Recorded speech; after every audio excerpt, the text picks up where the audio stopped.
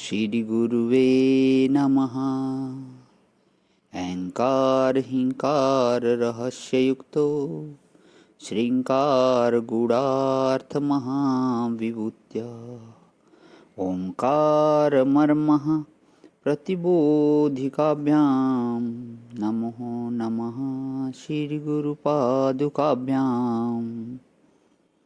ओम शांति शांति शांति। प्रणाम भगवान।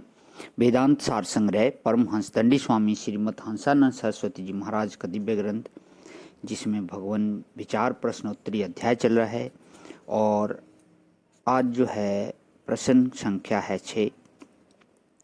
तत्व दृष्टि का प्रश्न 6।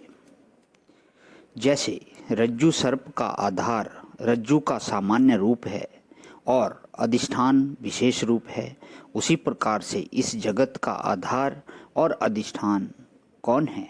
जिज्ञासु का प्रश्न है कि जैसे रज्जु का आधार तो रज्जु का जो सामान्य रूप है वो है, तो इस जगत का आधार कौन है या अधिष्ठान कौन है?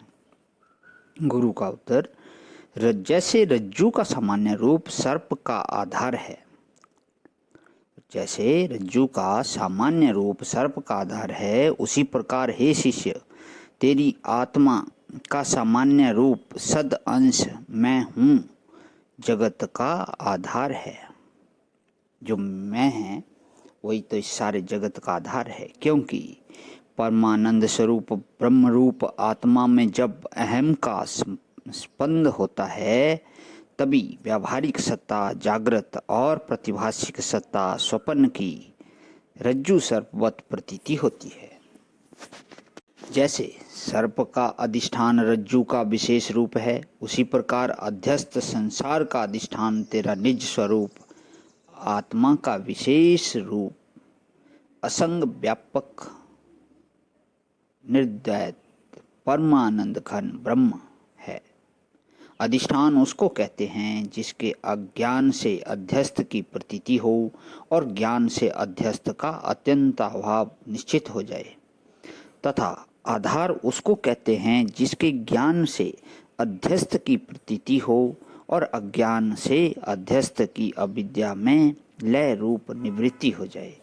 जैसे रज्जु के अज्ञान से सर्प की प्रतीति होती है और रज्जु के ज्ञान से सर्प की निवृत्ति हो जाती है, अतः रज्जु को सर्प का अधिष्ठान समझना चाहिए और रज्जु के सामान्य रूप इदम अंश को आधार समझना चाहिए, क्योंकि इदम अंश के ज्ञान से सर्प की प्रतीति होती है और इदम अंश का भी आधार होने पर सर्प की अज्ञान में लय रूप निवृत्ति हो जाती है, जिसकी प्रतीति इदम अंश के ज्ञान होने पर पुनः होने लगती है।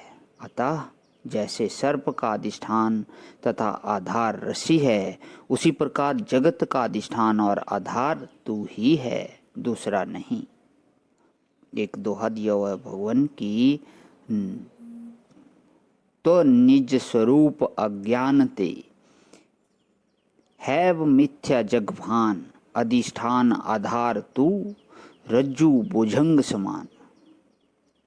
तो आज यहीं विराम करता हूँ भगवान। इसके बाद प्रश्न संख्या 7 कर लेता हूँ। ओम शांति शांति शांति। प्रणाम भगवान।